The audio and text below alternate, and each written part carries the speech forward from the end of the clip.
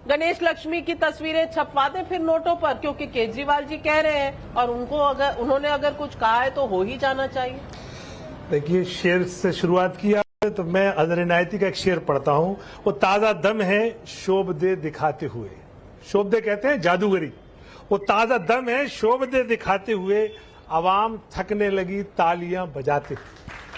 तो अब जो है आवाम थकने लगी है, बजा रही है। हाँ, वो ताली इस बात पे बजा रही है कि जो शोभदेबाजी यानी जो जादूगरी छोटा पैक कर रहा है, उसने छोटे पैक ने बड़े पैक को गुगली फेंकी कि नोट पे लक्ष्मी जी की और गणेश जी की फोटो होनी चाहिए।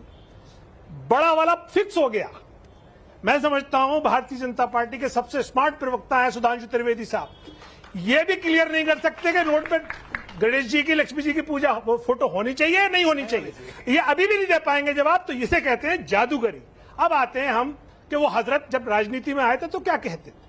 वो कहते थे कि देश में भ्रष्टाचार से भी बड़ा मुद्दा सांप्रदायिकता है, ये हिंदुत्ववादियों का खतरा है, ये देश को खा जा रहे हैं, इन्होंने जड़ें खोखली कर दी हैं। लेकिन जैसे ही दिल्ली की आवाम ने उनको सत्ता सौंपी, वो इनसे भी बड़े सांप्रदायिक हो गए। बाबा भीमराव अंबेडकर साहब का बनाया हुआ संविधान पढ़ लेते तो संविधान में लिखा है इस देश का कोई धर्म नहीं है, यानी वो संविधान विरोधी है। और देश की जो करेंसी होती है वो देश को रिप्रेजेंट करती है। आप उस करेंसी पे एक संवैधानिक पद पे बैठा हुआ आदमी वो एक देश विरोधी वक्तव्य देता है, संविधान विरोधी वक्तव्य, हिजाबी प्रधानमंत्री, ये भी तो देश के कॉन्स्टिट्यूशन के खिलाफ है, संविधान के खिलाफ है। तो ओवैसी जी को लाइसेंस है बोलने का? बिल्कुल है।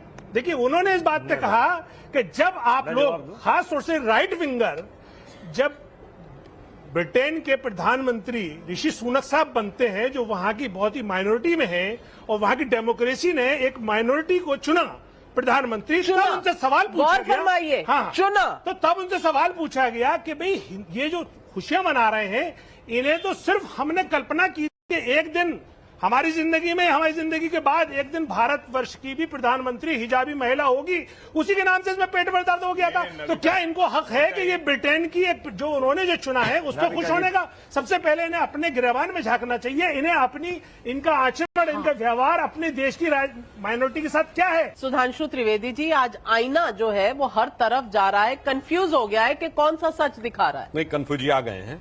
मैं देखिए, इन्होंने जो बात बोली, असद साहब ने नहीं, उन्होंने कहा था इंशाअल्लाह एक दिन इस देश में हिजाबी लड़की प्रधानमंत्री बनेगी।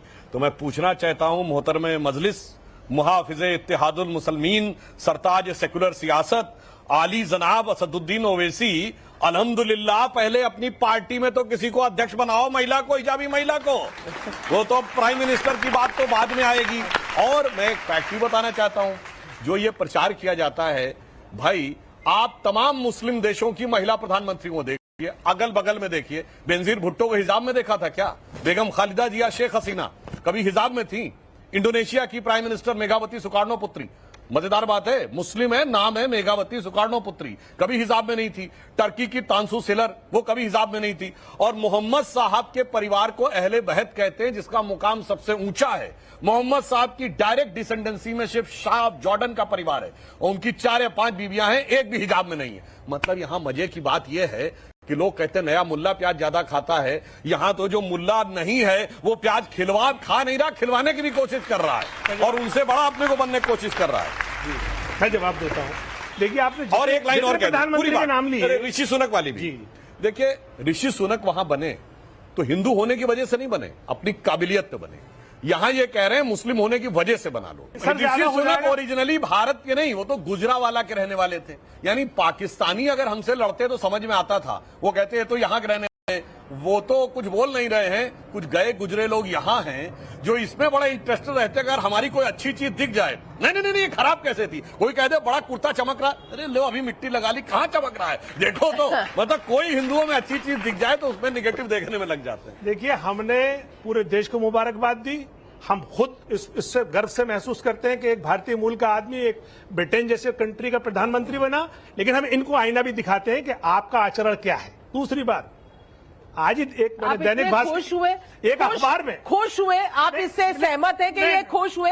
क्योंकि सिर्फ एक स्टेटमेंट आया ओवैसी साहब का, वो खुशी का नहीं था, वो हिजाबी प्रधानमंत्री भारत में बनाने का स्टेटमेंट था। तो ये मैं हिजाब पे बोलने खुशी दीजिए ना। इजहार करने का बड़ा नया सा तरीका है। मैडम मैं इनके जवाब